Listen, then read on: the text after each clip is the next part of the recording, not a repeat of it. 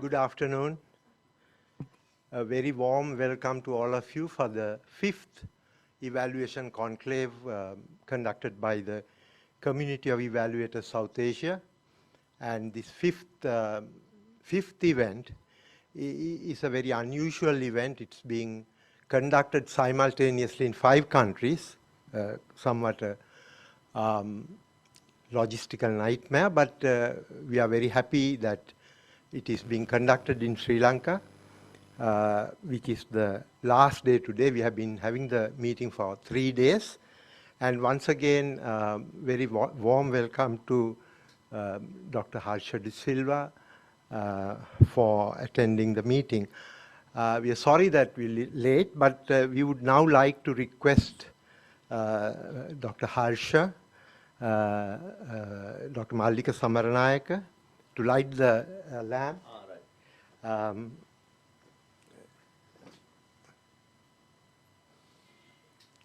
May I also invite Dr.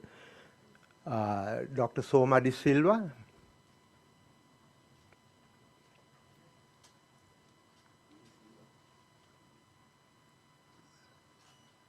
Mr. Jagat Seneviratna, Vice President of the Sri Lanka Evaluation Association. And Ms. Hasiti Samarasinghe, co-lead of Eval Youth and Eval Asia, representing the young and emerging evaluators.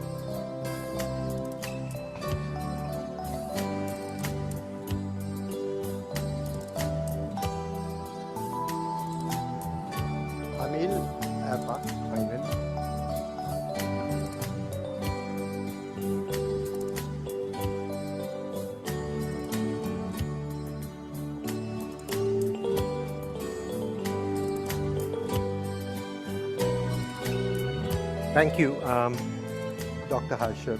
Please, Mallika, and Dr. Soma De Silva. As you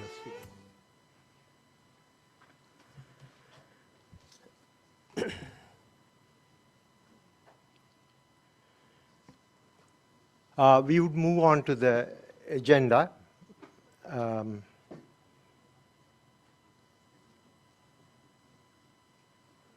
And I would like to invite Dr. Mallika Samaranayaka to address the gathering, message of welcome. Dr. Samaranayaka is founder member and the first president of the Community of Evaluators South Asia, and and has actually led 2 evaluations conclaves, one in Kathmandu and one in Thimphu in Bhutan. She's also the founding director of the Institute for Participatory Interaction in Development, IPID, and she has actually pioneered the introduction of participatory methodologies in evaluation, and has been working with Professor Robert Chambers for a long time. And finally, of course, she's also the technical lead for child protection and in crisis, and has been a visiting fellow at the Institute of Development Studies, IDS in University of Sussex, where Professor Chambers works. Dr. Samanai.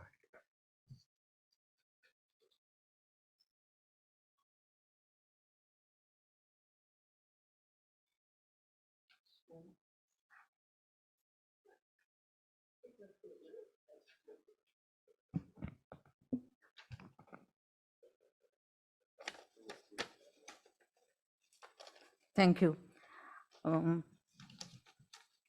It's my great pleasure to welcome all of you on this occasion. I consider your being with us today as a great honor and add value to this event.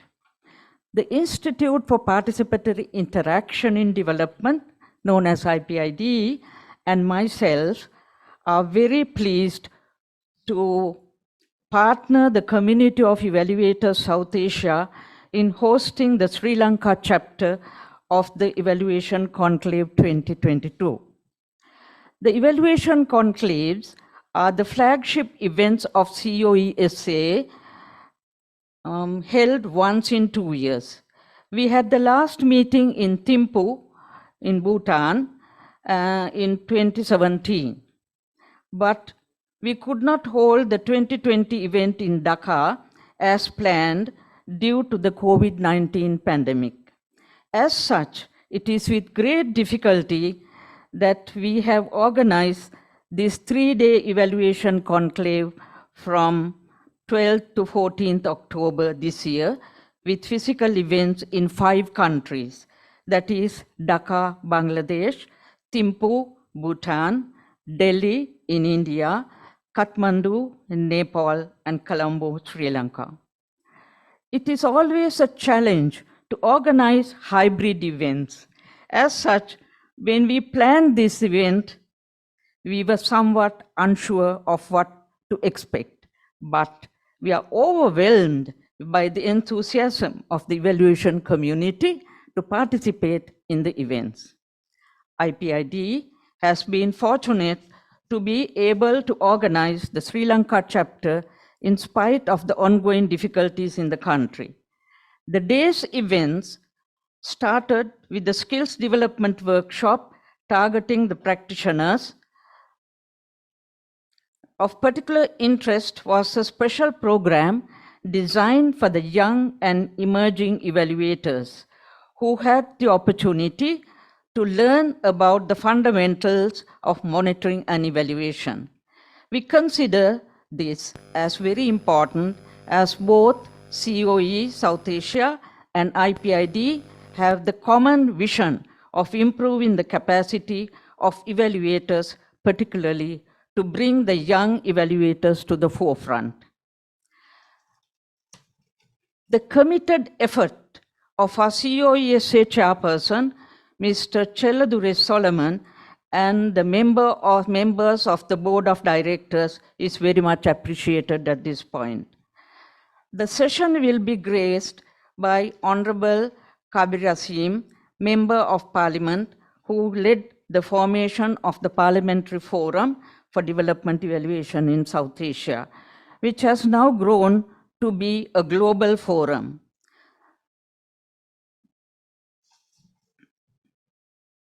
This holds well for adopting evaluation in our national development plans to improve efficiency and relevance in particular. The keynote will be delivered by Honorable Harsha De Silva, Member of Parliament and Chair of the Public Finance Committee of the Parliament, which is the watchdog, as you know, of public finances and evaluations. So we are honored by his presence. It is a pleasure to have with us Mr. Asela Kalugampitiya, President, Sri Lanka Evaluation Association, SLEVA, and President, Asia Pacific Evaluation Association, APIA, joining us but virtually. The discussions during the day will cover a wide range of topics such as governance, accountability, transparency, gender, evaluation, methods and equity. The resource persons will challenge us to think differently. The deliberations during the day will be most appropriate in today's context to ensure that projects and programs are well founded in evaluation and that the results of evaluations are used for improving project performance. This aspect will be examined in depth during the panel discussions. In conclusion, we are happy that we are able to conduct this event in Colombo in spite of the difficulties.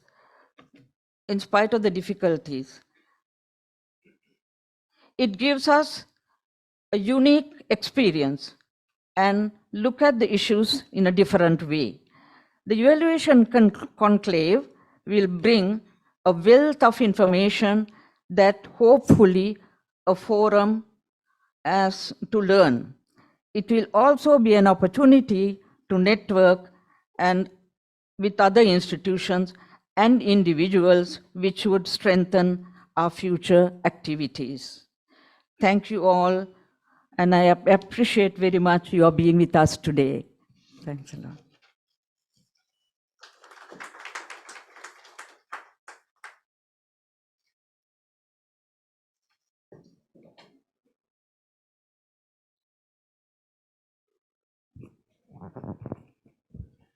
Thank you, Dr. Samaranaike.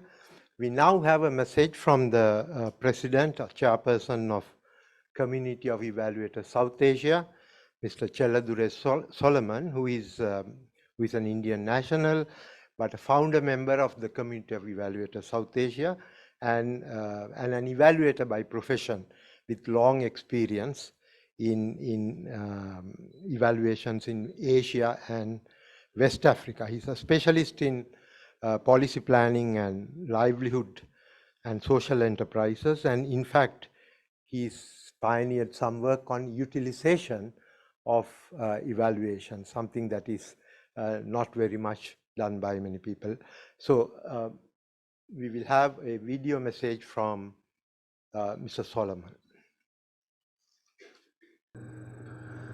Dear participants and speakers, welcome to the 5th Evaluation Conclave organized by the Community of Evaluators South Asia, together with partners from South Asian countries.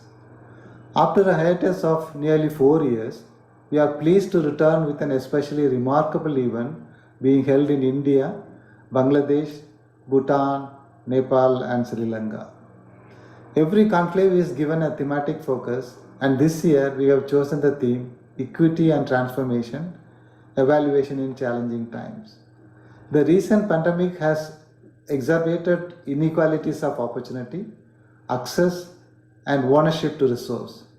It has also led to increasing injustices and weakening of rights. Although these issues are global, they are especially severe in South Asian countries where economies are not bright. While there have been improvements in living standards with increased productivity, income levels, and life expectancy, we also see widening gaps in the standard of living and quality of life. There also continues to be discriminations based on caste, gender, ethnicity, and religion. The pandemic also reversed some of the hard-won progress achieved by these countries. We witnessed how migrant laborers and other socially marginalized groups were especially hard hit.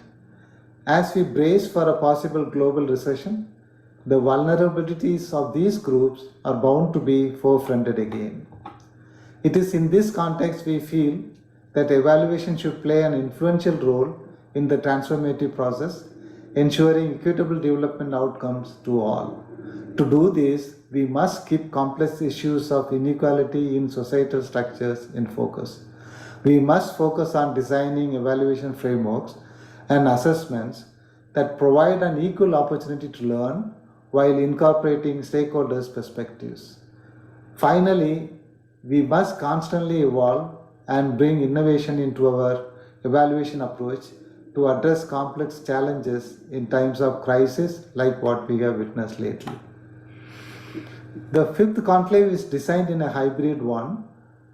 We have physical events in 5 countries between 12 and 14 October. The days even in each country will include skill development workshops, keynotes, and expert panels. There will be 12 workshops, keynote sessions, and 14 panels, focusing on the thematic strands of the conclave. We have nearly 75 keynote speakers, workshop facilitators, and expert panelists who will share their knowledge and experience with about 350 participants.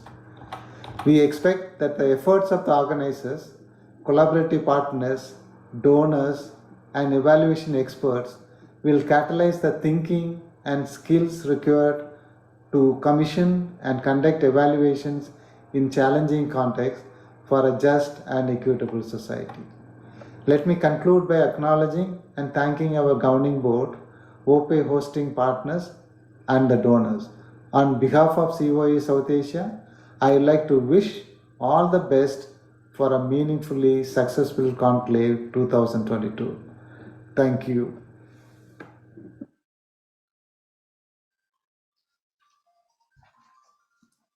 That was Mr. Solomon, chairperson of the Committee of Evaluators. We now have a virtual speech by Dr. Asela Kalugampitiya, who is the president of the Sri Lanka Evaluation Association, as well as the Asia Pacific Evaluation Association. He also holds the position of honorary director of the Center of Evaluation at the University of Sri Jawadanapura. He has been involved in monitoring and evaluation for a significant time and has been working with international organization and currently works with United Nations FPA. Mr. Kalugampitiya will provide a speech now. Oh.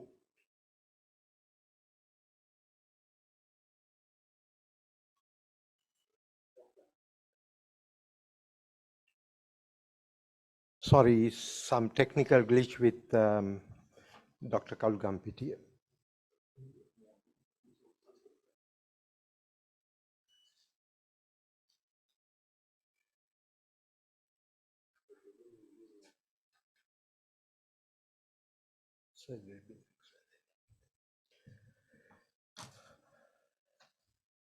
I have, in the absence of Dr. Kalugampitiya, who probably will join us later today, I have great pleasure in welcoming again Dr. Harsha De Silva.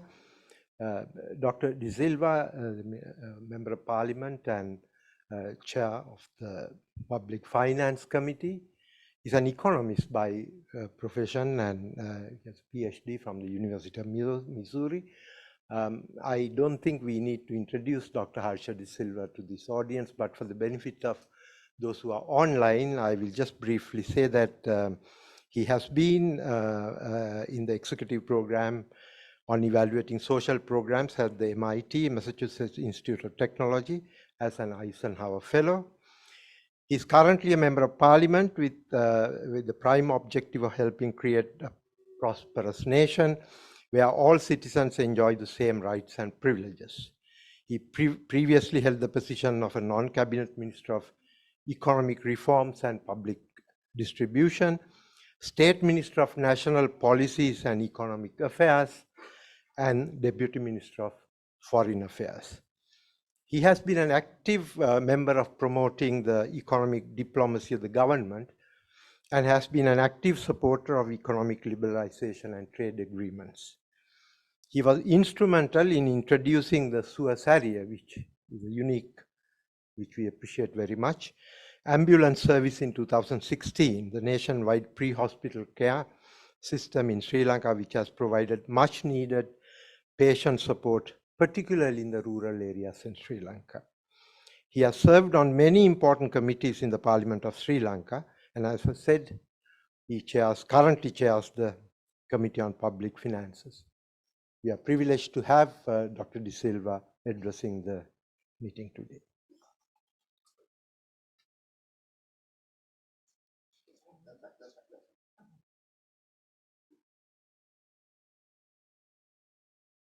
Thank you. Good afternoon. Dr. Mrs. Mallika Samarasinghe. Sorry, Samaranayake.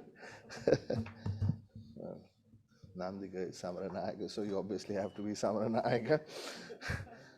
Dr. Soma De Silva, Mr. Cheladure Solomon, and Mr. Asok Asela Kalugampitiya, wherever they are. I'm really, I think it's very timely, and I'm happy to be here to address all of you at your biennial conclave, physically here in Colombo, but also in several parts of South Asia. I don't know where, in India, in Nepal and Bhutan, perhaps also Pakistan, not sure, and in Dhaka. First of all, I was actually on time. And they told me you guys were at lunch and for me to stay outside in the other place. So I was engrossed in work, and the nice, kind gentleman didn't want to disturb me when you all came back. And he waited till I finished and told me that you all were back. So I was on time. So I have a few things that I want to share with you, and perhaps maybe during the discussion you have questions as well. I read through your a little note, and it said South Asia Evaluation Conclave, Equity and Transformation in Challenging Times. And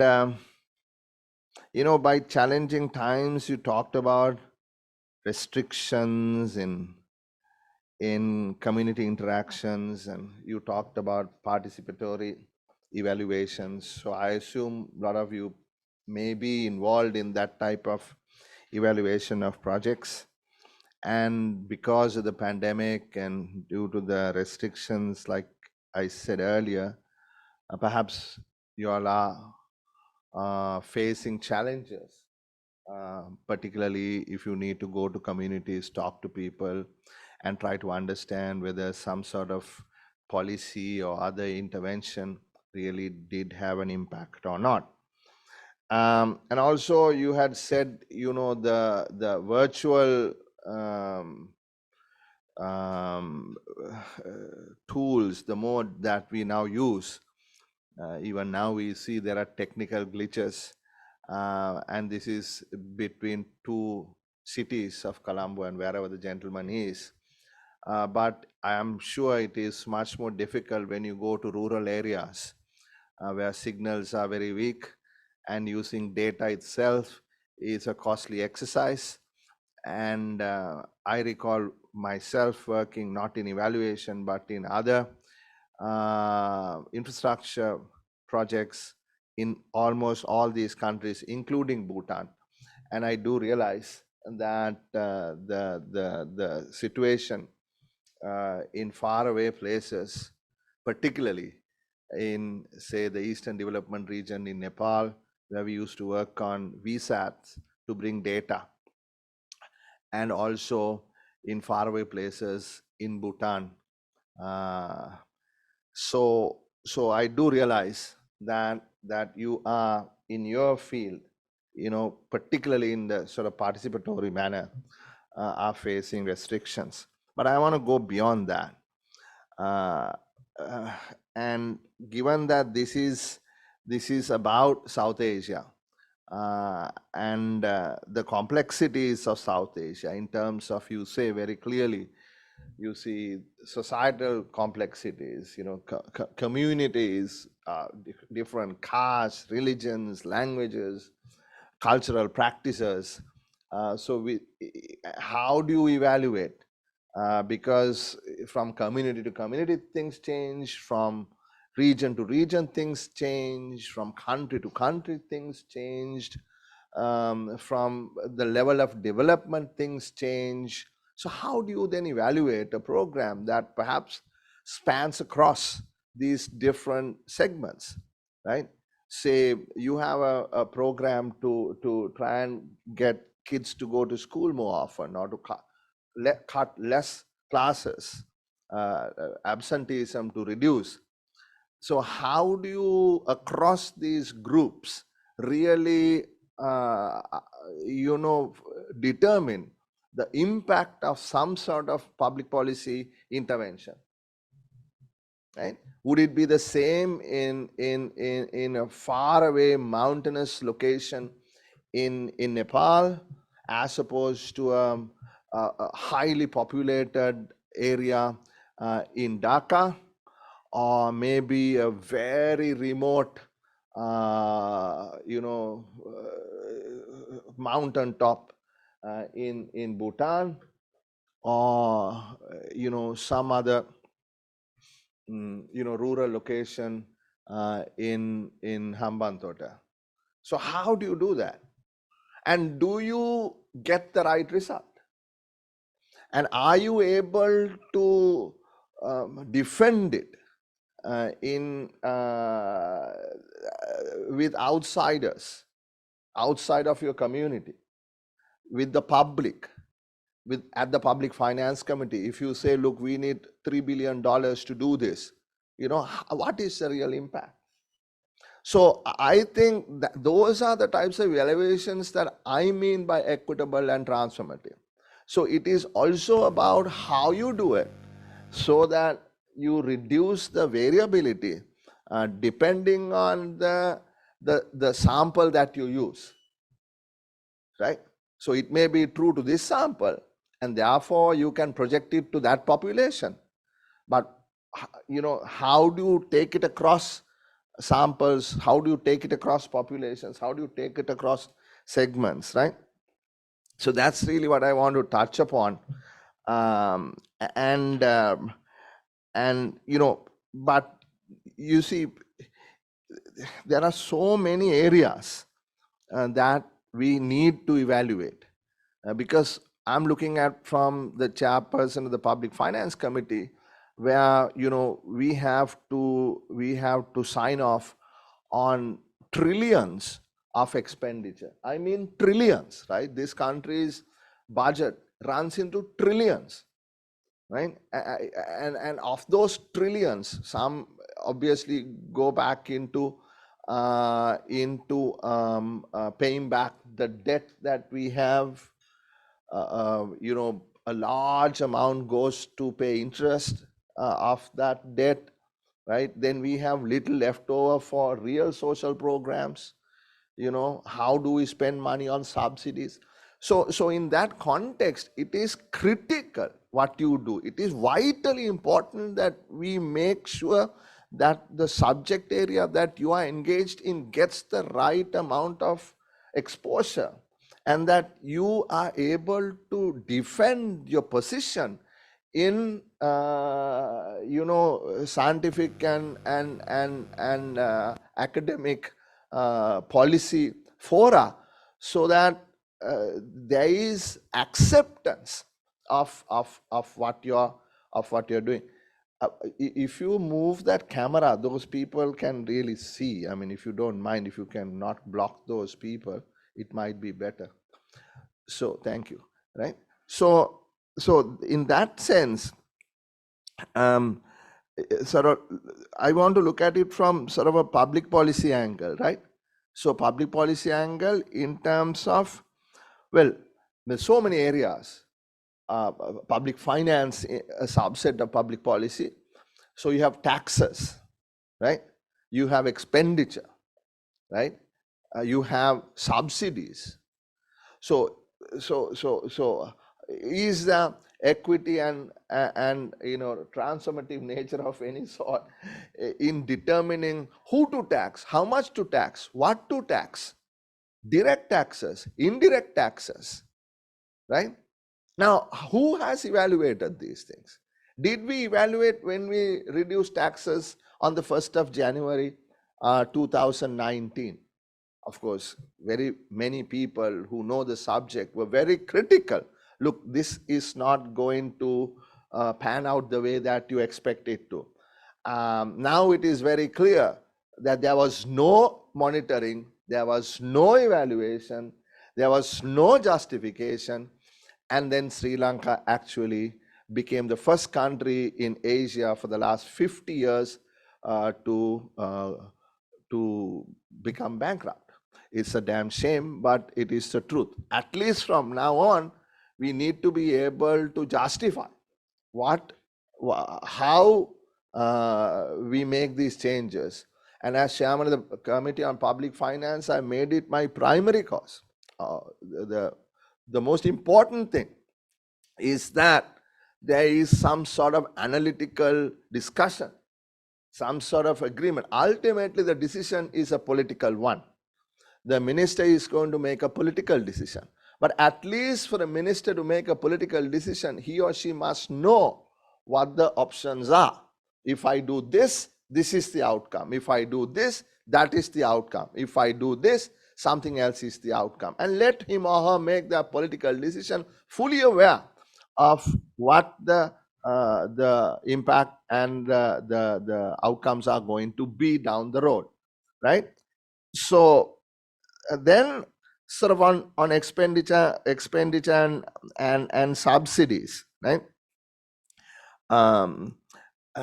So when you talk about expenditure and subsidies, what do you spend money on, right? Military versus education versus health. This country spends so much on the military, right? It spends more than twice as much as it spends on education on the military. It spends more than twice as much as it spends on the healthcare in the military. Now, do we need to spend that much money? For what? What benefit are we going to get? Did somebody evaluate the cost and benefit of the expenditure via the Ministry of Defense? Has anybody evaluated the benefit of pouring something like $250 billion on a building in Battaramulla? I didn't make a mistake, right?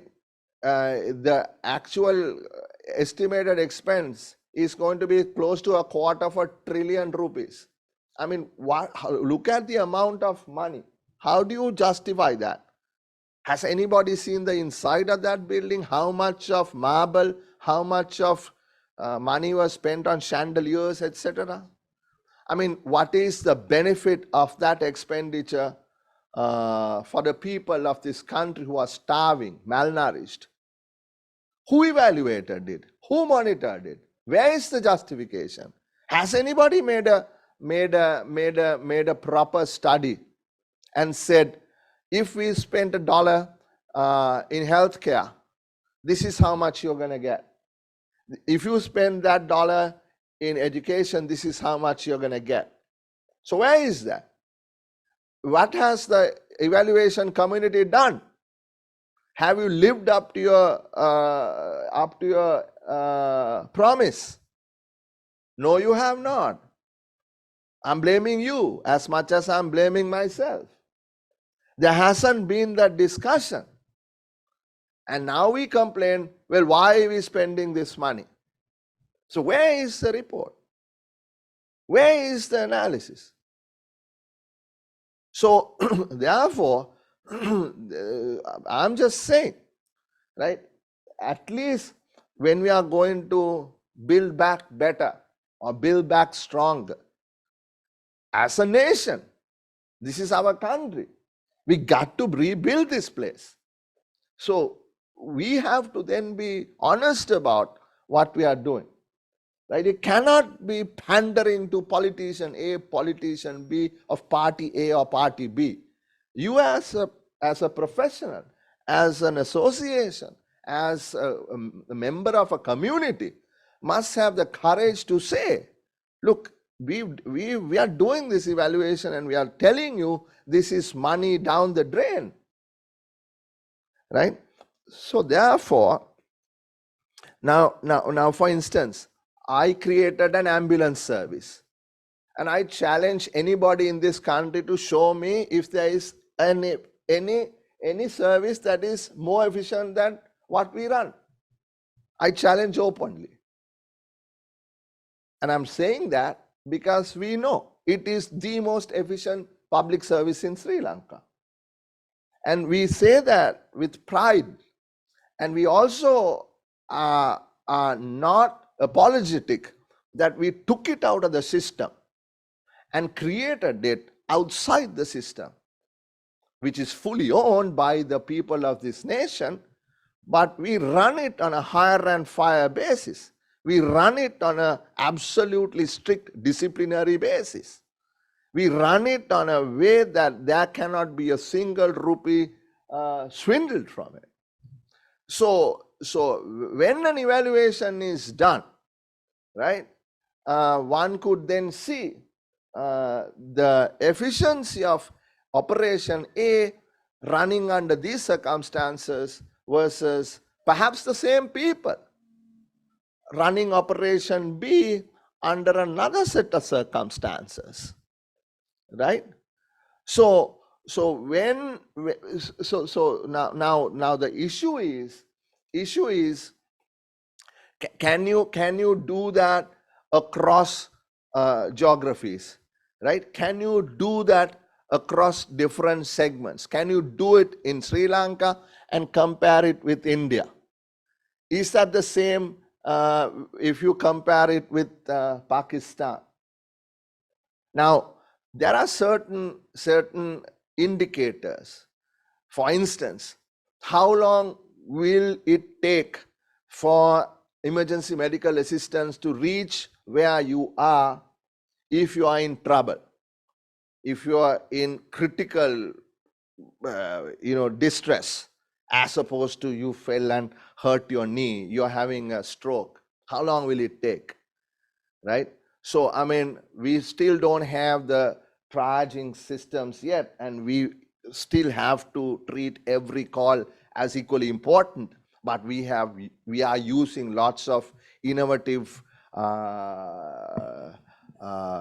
internet innovations, technology. But WHO tells us that the response time of under 15 minutes average anywhere in this country is superior to most, if not all, the entire developing world. So we are very proud about what we have created, but then the evaluation has never happened in terms of, you see, there are many other criteria that one could, and I would like somebody to evaluate it, right? Because when, you'd be surprised if I tell you, we take over 1,000 people, patients, to critical and emergency care every single day. Why don't somebody evaluate it? Why don't somebody look at all the data that we have? Reams and reams of data that gets generated from the 5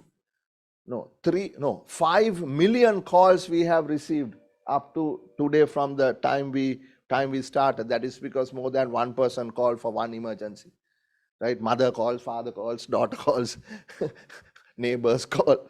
But we have taken over 1.2 million people to critical care in this last 5 years. So an evaluation, not just of that, but in comparison to perhaps 911 in the United States. We had 911 doctors ride with us from San Francisco in our units, and they were truly surprised, right? So how can we look at it from a cost perspective, right?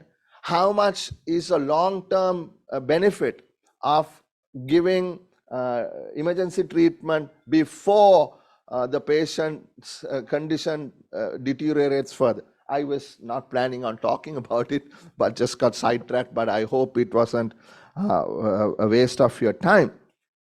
But what I really want to talk about in the same public policy space, public finance space, and I'll tell you, is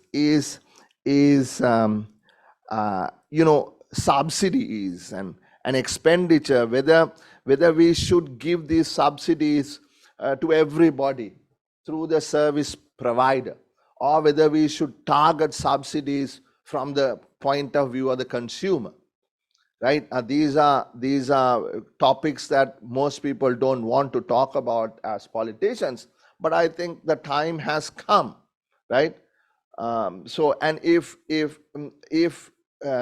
these programs are actually delivering what we are spending trillions of rupees on, are they? Is a Samurdhi program working? If it is working, what is the benefit? What is the bang for the dollar?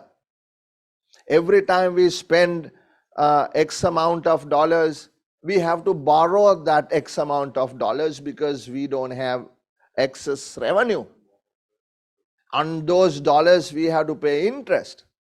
What is the net present value of the total expenditure? And who is benefiting from it? What is the exclusion error? What is the inclusion error? People say 50% of the people who are supposed to be in it are not in it. World Bank says 50% people who are in it shouldn't be in it. Right? So who's evaluated this? Where is the where are the results? I'm just asking you, has anybody evaluated the Samurdhi program over a period of time? I think it started in the mid-90s, no? I am asking you because I do not know. I'm just asking you because you're in the evaluation community. You know, when was the last evaluation of the Samurdhi done?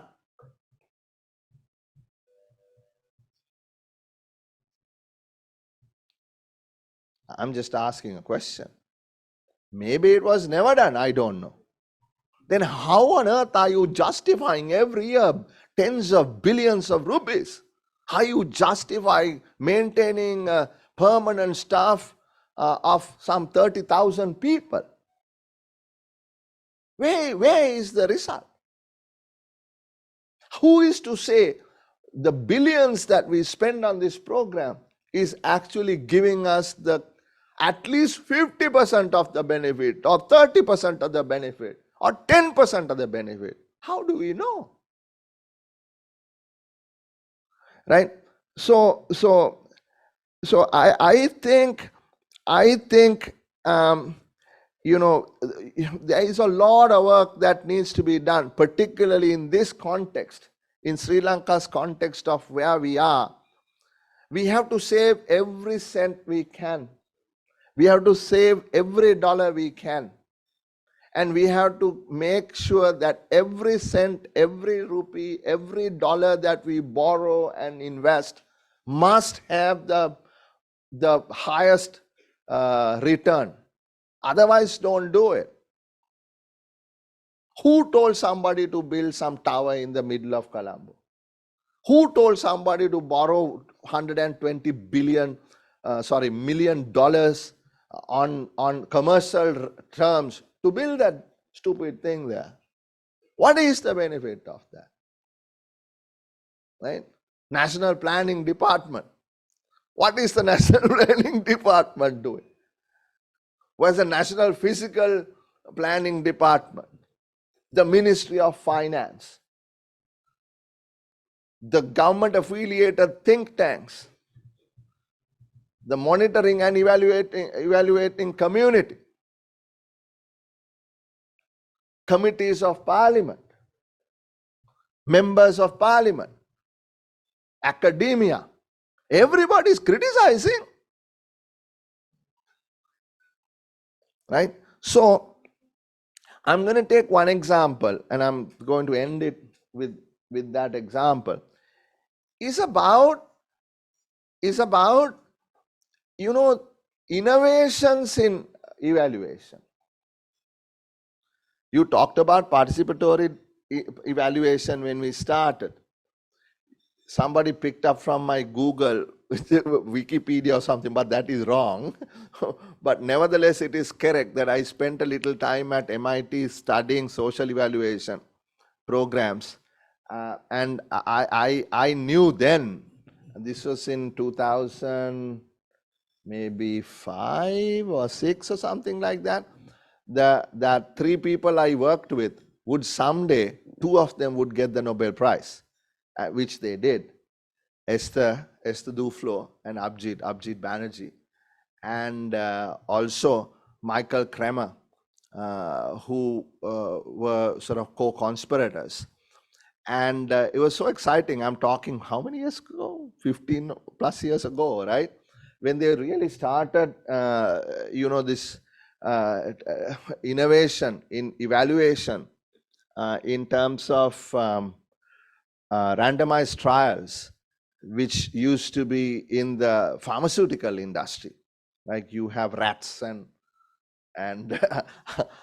various rats, and then you check pharmaceutical drugs, and it has not been used on social programs, on anti-poverty programs, on school subsidy programs, on healthcare programs, and the like. So they won the Nobel Prize, as you know, in 2019, so at what is called JPAL, Jamil Abdul Poverty Lab. So the issue is, we believe that we know, and I'm telling you we don't know, right? The higher up you go, the more you know. The highest you go, everything you know, you don't need to listen to anyone. So you make these decisions. Now the example I'm going to take is about cost effectiveness of programs to improve student participation. So this, I'll give you this paper. You can take a copy. I'll give you the link. It is cost effectiveness of programs to improve student participation measured in additional years of education per $100 spent. This is across different countries, and I'll come to how they got to this point. So this is on school travel time. So reducing school travel time in Afghanistan, you get a year and a half roughly additional years per $100 spent. Then in various countries in Mexico, Kenya, Malawi, Ghana, all different types of subsidies and transfers to parents and students. Hardly any impact. So $100 spent, anywhere between, of all those interventions, between 1 month and sort of 2 months, as opposed to 1.5 years earlier. Then education quality. This is in India. One is in Balkashis, India. Computer assisted learning in India, and camera monitoring in India. $100 spent, additional school year 0. Now people would say, we'll monitor by camera. I know that this works. It hasn't worked. And various gender specific barriers. In this case, menstrual cups. There's $100 spent, 0 increase in school attendance in terms of years. But what has worked is iron and vitamin A. That has increased school years by 2.6 years. 2.6 years of education per $100 spent. But the best is deworming program in Kenya. For $100, the additional school years is almost 12. Right? Now that happened, that those were found through proper evaluations across countries using randomized trial techniques. So it started in Kenya because in 1997, in a place called Budalangi and Funyula divisions in Busai, Western Kenya, in 75 primary schools with 30,000 kids. In 1997, it went on till 2001. It's about worms, intestinal helminths, including hookworm, roundworm, whipworm, right? Prevalent among school-aged kids in less developed countries. These are believed to have a negative impact on education, hindering child development as well as school attendance and reducing income later in life.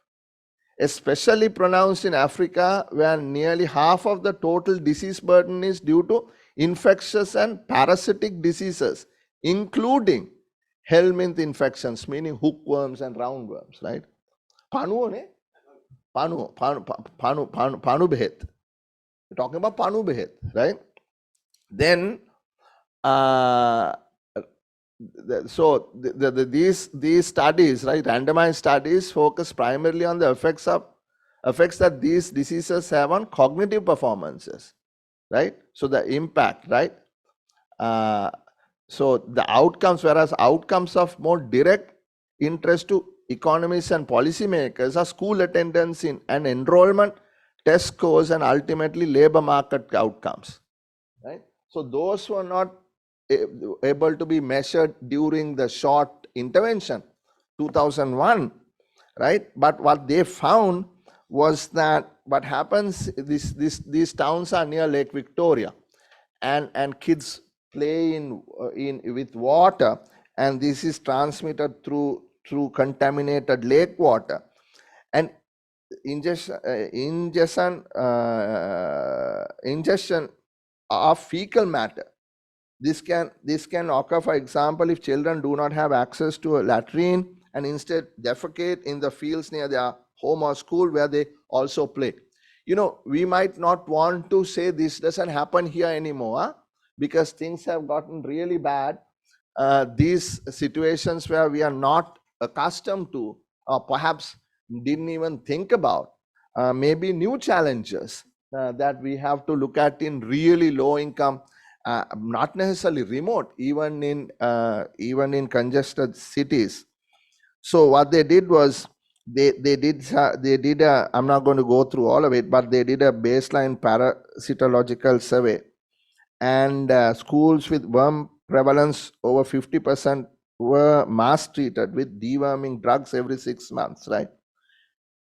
And then they also had another parallel program where in addition to the drugs, the medicine, the treatment schools, right? So they did a randomized selection. They had various strata, and then they just listed them, and every third school they picked, right?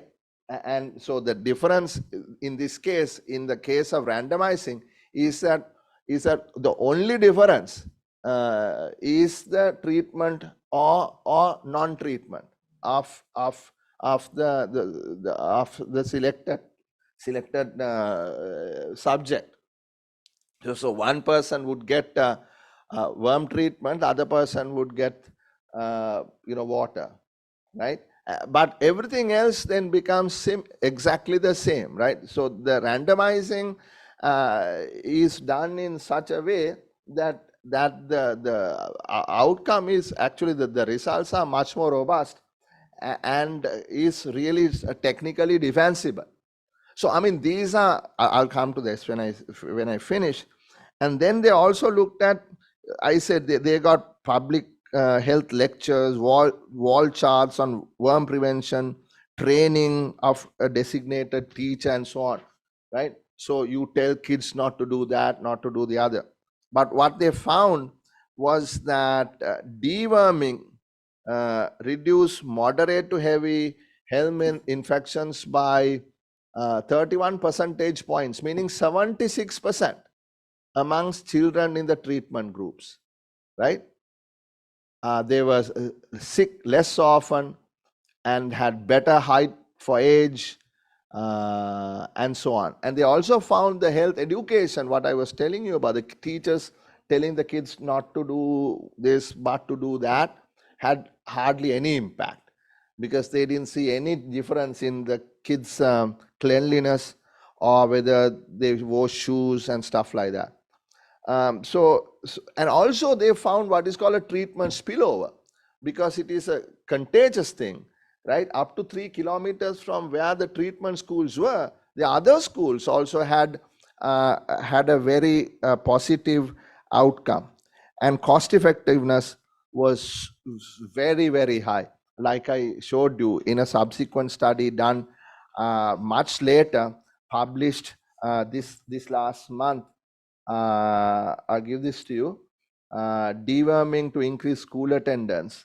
It's a JPAL report of 2022, and how this initial work, right? The beauty of this is that the WHO said 835 million kids around the world are in need of treatment for worms, intestinal worms. 835 million kids, right? And by having this really cost-effective solution, which you evaluators found out through the appropriate techniques, would give a huge bang for the buck.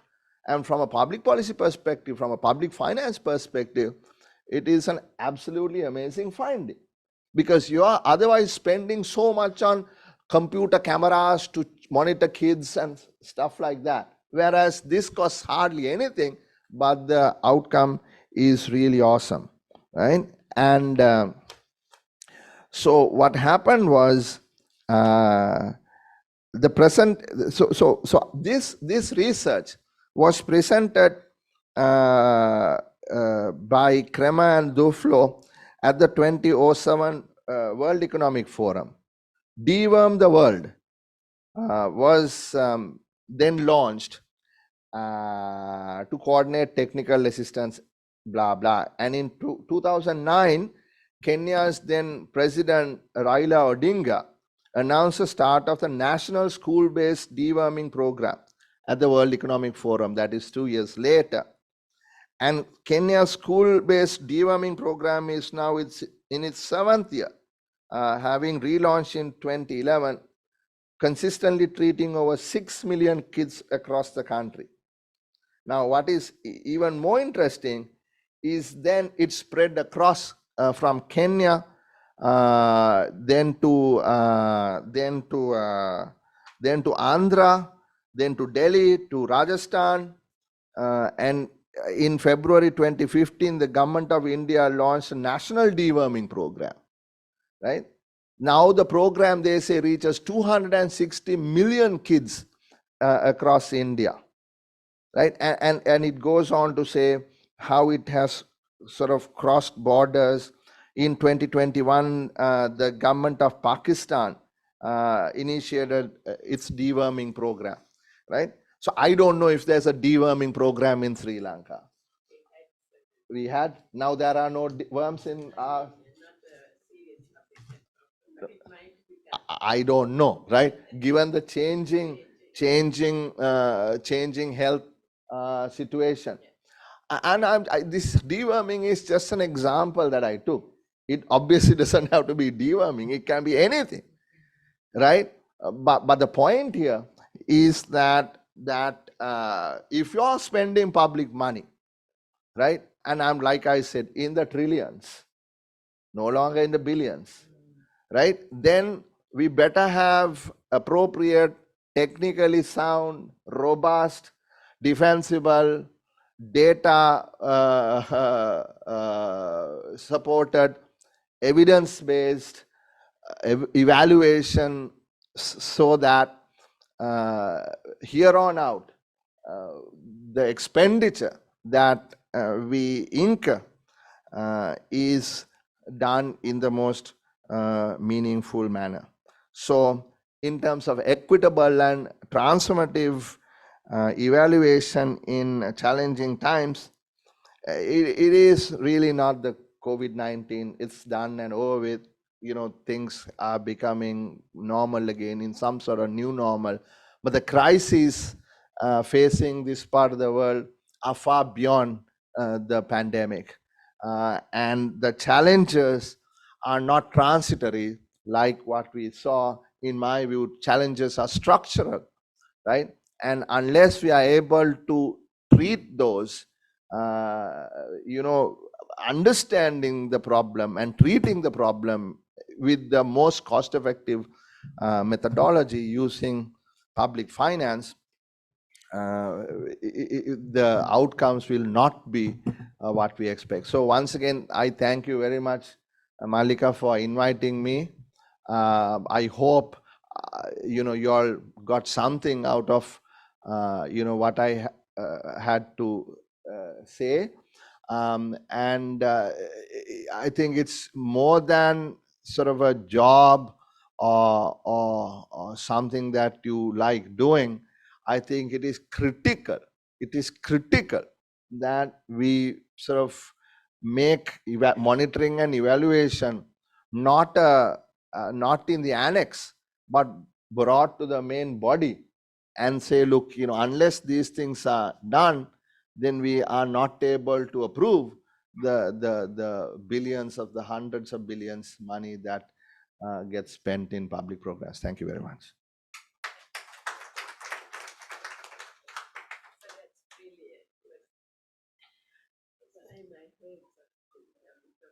Thank you, Dr. De Silva, for some home truths and absolutely relevant things that Dr. De Silva said. We could not have said that the way he presented. But I must say that the evaluators are not the most popular people. We are being hounded. When you write a report, it's not what they want. They want a rosy picture all the time. So there are so many, like what Dr. De Silva brought out, the examples, which highway is most cost benefits. Is it Kandy to Colombo or to Mattalat?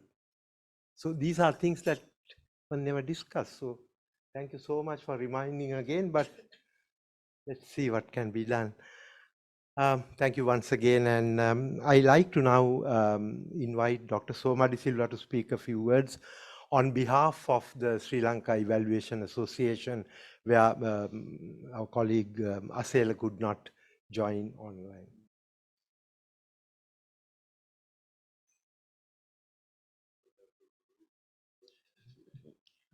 Thank you very much, Ranjit. Very nice to be here. So thank you so much for asking me to come. I see a lot of old friends, a lot of young emerging beacons here, which makes me very happy. But sir, today is, well, I'm 77 years old. And probably about 50 years in the field, not necessarily evaluation. But today is one of the happiest days in my life, because I heard from a politician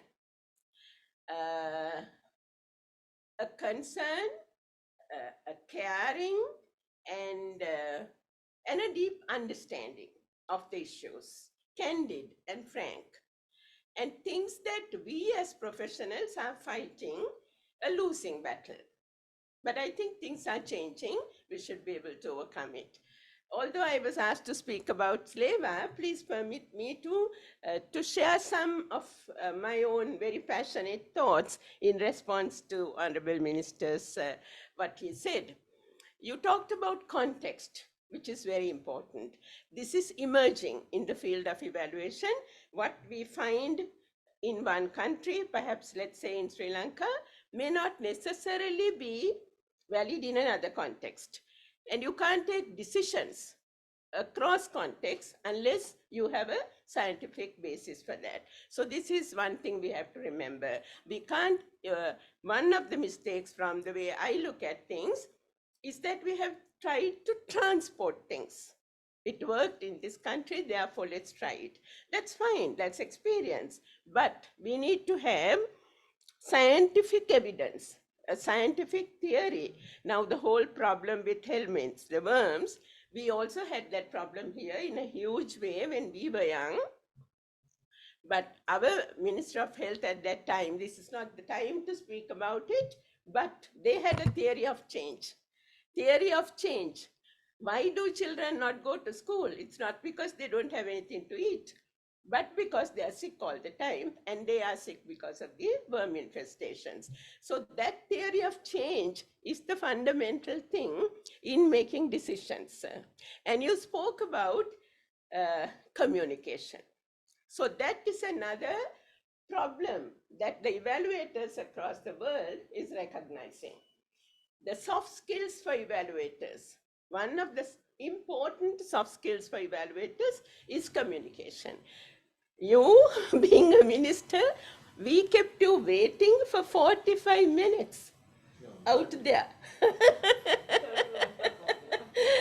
I cannot believe it. Someone else would have walked off. No, not 45, 35. Okay, so mistakes in judgment. And we were sitting here, Malika and I. Why has she been waiting and waiting? She took the Beatles in her hand and kept it back on the table while you were waiting there. So what was it? Why did that happen? Communication. And it's not just communication. I think there was lethargy. One of us could have walked over to see whether you had come, because we got the word that you had come. Somebody said that you have come. It's not okay, because those things happen in development. Those things happen and lead to disaster. So the bridge between evaluation professionals and the users must be built. And there are there's a huge gap and lots of obstacles to bridging that gap. And we have to bridge it. There is massive, I would say there is considerable knowledge, expertise, professionalism in people outside the parliament. I'm not saying they can do the job of a parliament, but parliamentarians can benefit by tapping that resource. So, for one thing, I think we are also at fault. We haven't done evaluations in a way that decision makers can understand. We haven't communicated them into recommendations that are actionable. Now, if we visit the UK parliamentary website, you see in a week the number of scientific papers, highly scientific papers, that are there meant for the parliamentarians to read. It could be, by, I don't know, rocket science things. But 1.5 pages, anyone with grade 8 schooling can understand, and they're expected to read. So I just wanted to thank you. You mentioned about communication. We have to work on this. Evaluation, we don't have an evaluation profession in this country, sir. I hope you don't misunderstand me, but we don't have academic training. We have started this in Evaluators University, only at the postgraduate diploma level, but unless we have a master's and we send some people out and get the PhDs, get a core of people with a solid academic background and experience, like say if you are a surgeon, you do your MBBS, 6 years of postgraduate training, you work under an experienced professional, then you are put into the university, to hospital to take decisions. But we haven't come to that yet, and we must come to that. The other thing is, in the government, we don't have a cadre for evaluators. There is no function there. So how could then evaluation be integrated? Last year, I also had a small opportunity to work with the Parliamentary Select Committee on evaluation. So we developed a draft bill. Unfortunately, the government changed and the bill, I have no idea where the bill is. And we proposed something that you said exactly. You kept asking us, why haven't the evaluators done this? Have you looked at it? You asked that several times. The frank answer is no. There is no way we meaning the evaluators could have done that, again for many reasons. But in that bill, what we proposed was a 3-tiered system where every year you would determine what is the most priority problem in this country that needs to be understood. Put all your efforts into that, understand that, give reasons, and give solutions, give recommendations. as you said, it has to be theory-driven, evidence-based, and doable recommendations.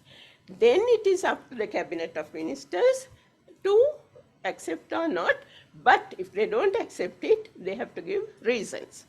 The other thing you mentioned, which is very relevant, is public should know these things. So under the right to information, it should get to the public. Actually, it's like, we can expand on what you said, and it will be a very valuable document for action. So about SLAVA, I'm very happy about SLAVA. I had the opportunity to be also working with Malika and them to convene SLAVA at the beginning, some 20 odd years ago. What's very fortunate is that there has been a stream of torchbearers in SLAVA. At first, when we wanted to establish SLAVA, we weren't sure whether it would be possible.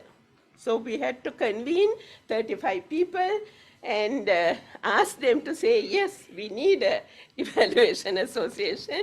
And so from that day, we have had wonderful presidents. Malika is one of them.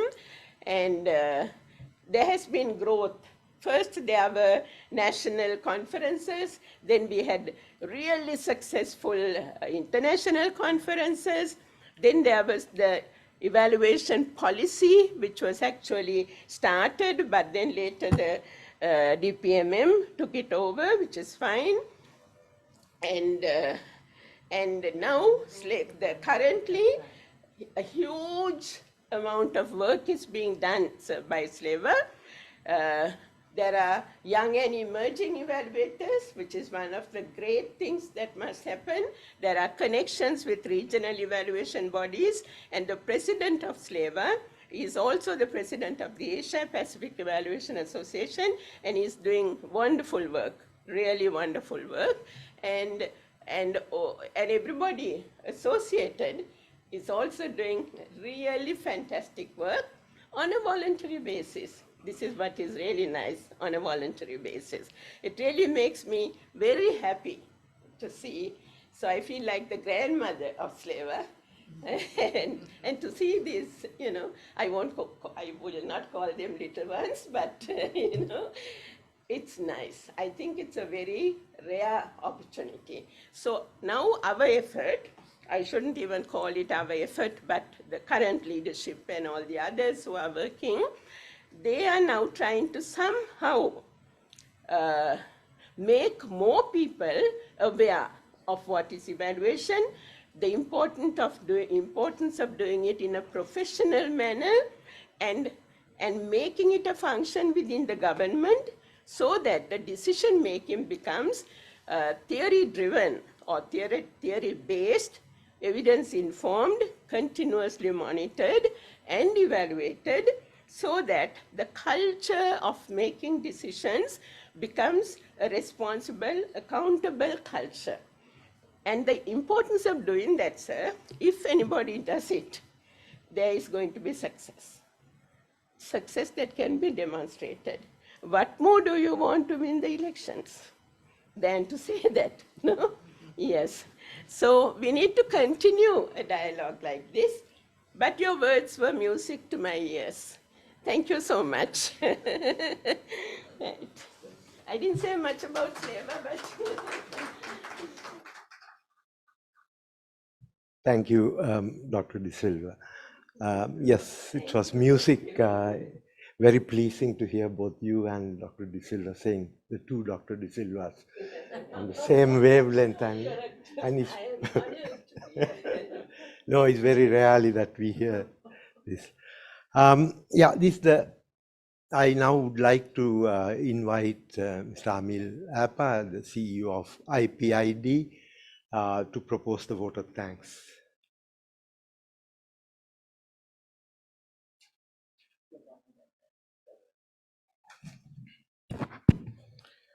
Good afternoon.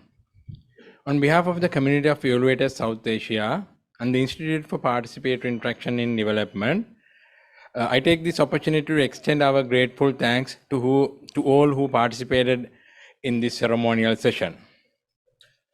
It is my privilege to acknowledge the valuable contribution made by Honorable Harsha De Silva, Member of the Parliament and the Chairman of the Committee on Public Finance. Thank you very much, sir. We feel honored by your presence. Thank you.